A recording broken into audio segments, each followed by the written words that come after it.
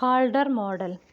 One of the first economists to have seriously addressed the issue of the importance of structure for growth performance was Cambridge-based economist Nicholas Calder in the year 1908-86. So in the first slide itself, we are going to discuss about the Calder model. He is the person who studied about or who addressed about the issue of the importance of the structure for growth performance. And it was in the year 1908 to 86, his lifetime. He also argued in his many of his writings that it was not possible to understand the growth and development process and growth rate differences between countries without taking a sectoral approach. അദ്ദേഹത്തിനെ സംബന്ധിച്ചിടത്തോളം ഒരു sectoral approach ഇല്ലാതെ ഒരു കാരണവശാലും ഗ്രോത്തിനെ കുറിച്ചോ development പ്രോസസ്സിനെ കുറിച്ചോ അതുപോലെ തന്നെ ഡിഫറൻസസ് എന്തെല്ലാം എന്നതിനെക്കുറിച്ചോ അതുപോലെ തന്നെ increasing returns of the activities, distinguish between increasing returns on the one hand, which is associated with manufacturing, and diminishing returns on the other, which is associated with agriculture and mining. So these are the things. So in the first slide itself, it was told that there was been addressing of the issues up to the importance of the structure for growth performance. In that, it is very necessary to know about the sectoral change, sectoral growth differences, increasing returns, diminishing returns, manufacturing and agriculture and mining. In the next slide, it is about poor developing countries tend to specialize in land-based activities. Developing രാജ്യങ്ങളെ സംബന്ധിച്ചിടത്തോളം കൂടുതലും land based ആയിട്ടുള്ള ആക്ടിവിറ്റീസാണ്. അതായത് primary പ്രൊഡക്ട്സിൻ്റെ പ്രത്യേകത diminishing returns ആണ്. While richer developed countries, റിച്ചറായിട്ടുള്ള രാജ്യങ്ങളെ സംബന്ധിച്ചിടത്തോളം അവരെ സംബന്ധിച്ചിടത്തോളം മാനുഫാക്ചറിങ് ആണ്, ഹയർ റിട്ടേൺസ് ആണ്. And it is also associated with banking, finance and insurance. These are the here in the slide it shows the difference between a developing and developed countries. In a broad sense, this is the major explanation of the divergence of living standards in the world economy. World എക്കോണമിയിലുള്ള living സ്റ്റാൻഡേർഡ്സിൽ ഉള്ള വ്യത്യാസങ്ങളാണ് ഇതിൽ മെയിനായിട്ട് explain ചെയ്യുന്നത്. Kaldor first articulated his theory in 2 lectures. 2 lectures ആയിട്ടാണ് അദ്ദേഹത്തിൻ്റെ theory present ചെയ്തിട്ടുള്ളത്. ഒന്ന് the titled in the year 1966, Causes of the Slow Rate of Growth of the United Kingdom, and the other the strategic factors in economic development. It was in the same year, 1966-67 years. So these are the 2 lectures in which he explained about the growth strategies.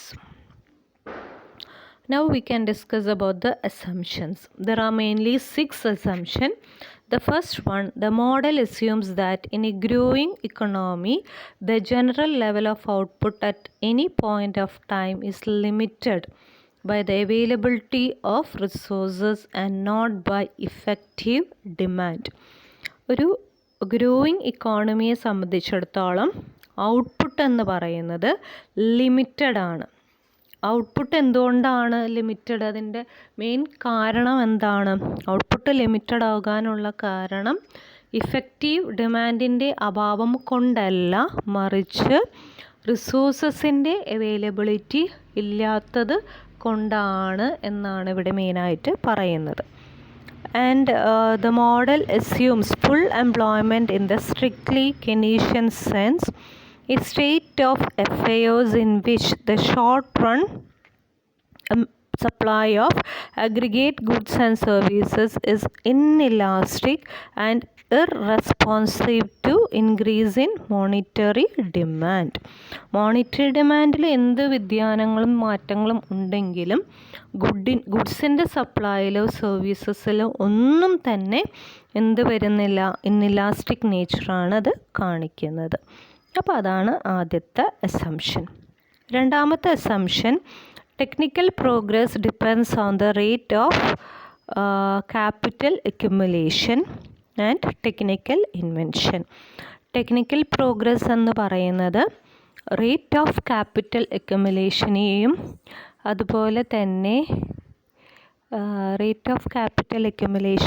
അതുപോലെ തന്നെ technical ഇൻവെൻഷൻസിനെയുമാണത് ബാധിക്കുന്നത്.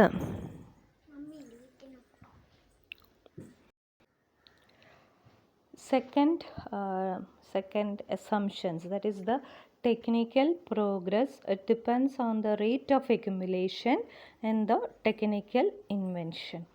എത്രത്തോളമാണ് capital accumulate ചെയ്യുന്നത് എന്നും അതുപോലെ തന്നെ technical ഇൻവെൻഷൻസിനെ കുറിച്ചുമാണ് ഇതിൽ മെയിനായിട്ട് പറയുന്നത്. ഇനി അടുത്തതായിട്ട് മൂന്നാമത്തെ, the variables of the model such as income, capital, profit, wage, saving and investment. അതായത് മോഡലിൻ്റെ വേരിയബിൾസായ ക്യാപിറ്റൽ, ഇൻകം, പ്രോഫിറ്റ്, അതുപോലെ തന്നെ capital, income, profit, saving, investment real ടേംസിലാണ് അത് എക്സ്പ്രസ് ചെയ്യുന്നത്. അതുപോലെ തന്നെ നാലാമതായിട്ട് പറയുന്നത്, the model assumes an investment function which makes investment of a period partly a function of the change in output. അതായത് ഇൻവെസ്റ്റ്മെൻറ്റ് ഫങ്ഷൻ എന്ന് പറയുന്നത് it is which makes investment of any period, ഏത് കാലഘട്ടത്തെയും ഇൻവെസ്റ്റ്മെൻറ്റ് എന്ന് പറയുന്നത് it is considered to be a function, of change in output, ഔട്ട്പുട്ടിലുള്ള മാറ്റത്തിൻ്റെ ചേഞ്ചും and partly of the change in the rate of profit, അപ്പോൾ പ്രോഫിറ്റിലുള്ള മാറ്റങ്ങളും പ്രോഫിറ്റിൻ്റെ മാറ്റങ്ങൾ എത്രത്തോളം ഉണ്ട് അതുപോലെ തന്നെ അതിൻ്റെ അടിസ്ഥാനത്തിലാണ് ഇൻവെസ്റ്റ്മെൻറ്റ് എന്ന് പറയുന്നതിനെ ഡിപ്പെൻഡ് ചെയ്യുന്നത്. ഇപ്പോൾ രണ്ട് കാര്യങ്ങളാണ് ഇവിടെ പറയുന്നത്. It is partly a function of changes in output and partly of change in the rate of profit on capital. അഞ്ചാമതായിട്ട് പറയുന്ന അസംഷൻ എന്ന് പറയുന്നത് monetary policy is assumed to play a passive role, which means that interest rates follow the standard set by the rate of profit. Interest rate എന്ന് പറയുന്നത് പ്രോഫിറ്റിൻ്റെ അടിസ്ഥാനത്തിലാണ് അത് set ചെയ്യപ്പെടുന്നത് long റണ്ണിൽ. The model is consistent with continued price inflation or with a constant price level. Continued price ഇൻഫ്ലേഷനിലൂടെയും അല്ലെങ്കിൽ ഒരു കോൺസ്റ്റൻറ്റ് പ്രൈസ് ലെവലിലൂടെയും കോൺസ്റ്റൻറ്റ് മണി വേജസ് എന്ന് പറയുന്നതിലൊക്കെ കൺസിസ്റ്റൻ്റ് ആണ് ഈ മോഡൽ. അവസാനമായി പറയുന്ന assumption, it is assumed that there are no effects of a change in the share of profit, wages and of a change in rate of profit on capital. എന്തില്ല, ഒരു ഇഫക്റ്റും ഇല്ല. എന്തിൽ ഇഫക്റ്റ് ഇല്ല? അതായത് there are no effects of a change in the profit. പ്രോഫിറ്റിലുള്ള ഷെയറിൽ മാറ്റം വരുന്നതോ വേജസിൽ മാറ്റം വരുന്നതോ അതല്ല rate of profit on capital, interest റേറ്റിൽ വരുന്ന മാറ്റമോ ഒന്നും എന്തിനെ ബാധിക്കില്ല? ടെക്നിക്സ് അഡോപ്റ്റഡിനെ ഇഫക്റ്റ് ചെയ്യുന്നില്ല. അപ്പോൾ പ്രോഫിറ്റ് കൂടിയാലും കുറഞ്ഞാലും വേജസിൽ മാറ്റം വന്നു കഴിഞ്ഞാലും റേറ്റ് ഓഫ് ഇൻട്രസ്റ്റ് മാറിയാലും ഇതൊന്നുമല്ല ടെക്നിക്സിനെ അഡോപ്റ്റ് ചെയ്യുന്ന ടെക്നിക്സിനെ ബാധിക്കുന്നത്. ഇതിൽ അടുത്തതായി നമ്മൾ കാണുന്നത് 3 തരം ലോസ് ആണ് ഇവിടെ പറയുന്നത്. ഒന്നാമത്തെ ലോ എന്ന് പറയുന്നത് there exists a strong positive causal relationship between growth of manufacturing output and growth of GDP. അതാണ് ആദ്യത്തെ. അതായത് GDPയുടെ വർധനവും മാനുഫാക്ചറിൻ്റെ വർധനവും തമ്മിൽ ഒരു പോസിറ്റീവായിട്ടുള്ള, വെറും പോസിറ്റീവ് എന്നല്ല അദ്ദേഹത്തിൻ്റെ തിയറിയിൽ പറയുന്നത്, ശക്തമായുള്ള ഒരു പോസിറ്റീവ് റിലേഷൻ ഉണ്ട് എന്നാണ് ആദ്യത്തെ law, called as first growth law. That means manufacturing industry is the engine of growth. ഇതിൽ GDP എന്ന് കണ്ടു. F1 എന്ന് പറയുന്നത്, ഡാഷ് എന്ന് പറയുന്നത് ഗ്രേറ്റർ ദാൻ 0 ആണ്. രണ്ടാമത്തെ ലോ എന്ന് പറയുന്നത് there exists again a relationship between the growth of manufacturing product and labor productivity growth in manufacturing. Manufacturing ഔട്ട്പുട്ടിലുണ്ടാകുന്ന വർധനവും ലേബർ പ്രൊഡക്ടിവിറ്റിയും തമ്മിൽ റിലേഷൻഷിപ്പ് ഉണ്ട്. ഇതിന് വേറൊരു പേര് വെർഡോൺസ് ലോ എന്നും പറയുന്നുണ്ട്. PJ വെർഡോൺ ആണ് അത് ഫസ്റ്റ് ഡിസ്കവർ ചെയ്തിട്ടുള്ളത് 1949. അപ്പോൾ അതാണ് രണ്ടാമത്തെ ലോ. അതെങ്ങനെ എക്സ്പ്രസ് ചെയ്തു എന്ന് നോക്കാം. PM productivity of labour is a function of the growth of the manufacturing unit. Research and planning ഡിവിഷൻ്റെ എല്ലാം മെമ്പറായിരുന്നു ജനീവയിലുള്ള. അപ്പോൾ അദ്ദേഹമാണ് ഈ ഒരു കൺസെപ്റ്റ്. അപ്പോൾ കാൾഡർ രണ്ടാമത്തെ ലോ ആയിട്ട് ഇത് എടുത്തു എന്ന് മാത്രം. മൂന്നാമത്തെ ലോ എന്ന് പറയുന്നത് ഇതുപോലെ തന്നെ റിലേഷൻഷിപ്പ് ഉണ്ട്. Manufacturing sector expands and the growth of labor productivity outside of the manufacturing sector because of the diminishing, അതായത് മാനുഫാക്ചറിങ് സെക്ടർ എക്സ്പാൻഡ് ചെയ്യുന്നതിനൊപ്പം തന്നെ ലേബർ പ്രൊഡക്ടിവിറ്റി പുറമേയുള്ളത് എക്സ്പാൻഡ് ചെയ്യുന്നുണ്ട് എന്ന് പറയുന്നു. കാരണം ഇവിടെ പറയുന്നത് ഡിമിനിഷിങ് റിട്ടേൺസ് കൊണ്ട്, അല്ലെങ്കിൽ petty service activities which supply labour to industry.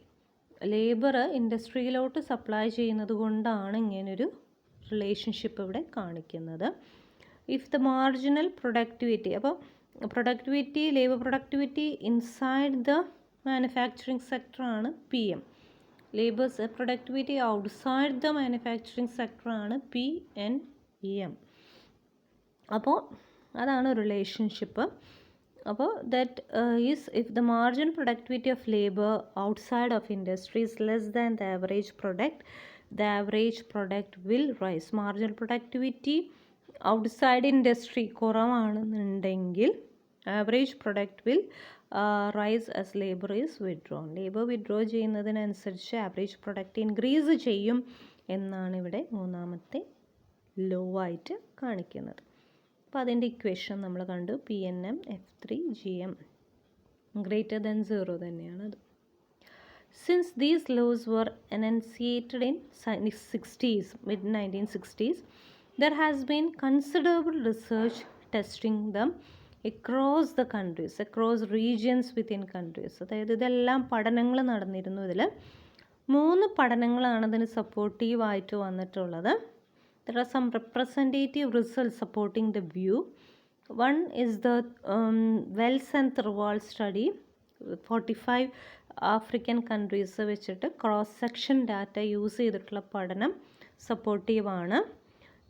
ചൈനയിലുള്ള 28 regions നടത്തിയ പഠനം 1996 ഹാങ് സെൻ സാങ് എന്ന് പറയുന്ന ആളുകൾ, അത് സപ്പോർട്ടീവാണ്. 7 ലാറ്റിൻ അമേരിക്കൻ കൺട്രീസും കൂടി പഠനങ്ങൾ നടത്തിയ ലിബാനിയോ, ഇതും പോസിറ്റീവ് റിലേഷനാണ്, അല്ലെങ്കിൽ ആ ഒരു റിലേഷൻഷിപ്പ് ഉണ്ട് എന്ന് തെളിയിക്കുന്ന പഠനങ്ങളാണ്. ഇനി നമുക്ക് സബ്സിഡിയറി ആയിട്ടുള്ള പ്രൊപ്പോസിഷൻസ് ഉണ്ടോ എന്ന് നോക്കാം. There are number of wide vision following on from the third law. Third law നമുക്ക് മനസ്സിലായി, ഔട്ട്സൈഡ് ആണ്, അത് നോൺ മാനുഫാക്ചറിങ് ആണ്. Surplus labour becomes exhausted in non manufacturing sector. അതായത് നോൺ മാനുഫാക്ചറിങ് സെക്ടറിലുള്ള ലേബർ ഇല്ലാതാകുന്ന ഒരു കണ്ടീഷൻ വരികയും and levels of productivity tend to equalise across. അങ്ങനെ ആകുമ്പോൾ എന്ത് സംഭവിക്കും?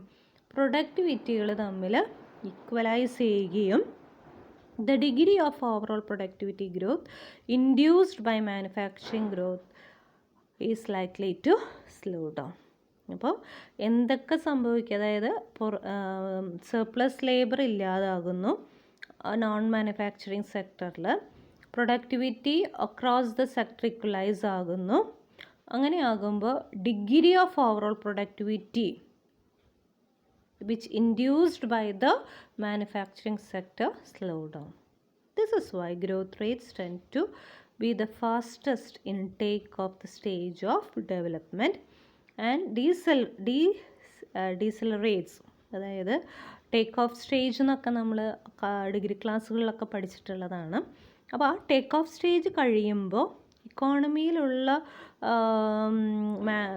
മെച്യൂർ ആവുകയും, ഇക്കോണമി മെച്യൂർഡ് എന്ന് പറയുന്ന പൊസിഷനിലോട്ട് അതിലൊരു ആക്സിലറേഷൻ അല്ല ഡീസലറേഷനാണ് അതിൽ വരുന്നത്. അത് കൂടുതൽ സർവീസ് ഓറിയൻറ്റഡ് ആവുകയും ചെയ്യുന്നത്. അപ്പോൾ ഇത്രയും കാര്യങ്ങളാണ് നമ്മൾ കാൾഡർ ബേസ്ഡ് തിയോറിയിൽ നമ്മൾ കാണിക്കുന്നത്. അപ്പോൾ നമ്മൾ ഈ സ്ലൈഡുകളിൽ കണ്ടു എന്താണ് കാൾഡർ മോഡലിൽ പറഞ്ഞിട്ടുള്ള അസംഷൻസ്, എന്താണ് ഈ അസംഷൻസിലൂടെ ഡെവലപ്പ് ചെയ്യപ്പെട്ടിട്ടുള്ള ലോസ്, ഈ ലോനെ സപ്പോർട്ടീവായിട്ടുള്ള പഠനങ്ങൾ, അതിൻ്റെ സബ്സിഡിയറി പ്രൊപ്പോസിഷൻസ്. അപ്പോൾ ഇത്രയും പറഞ്ഞുകൊണ്ട് നിർത്തുന്നു. Thank you.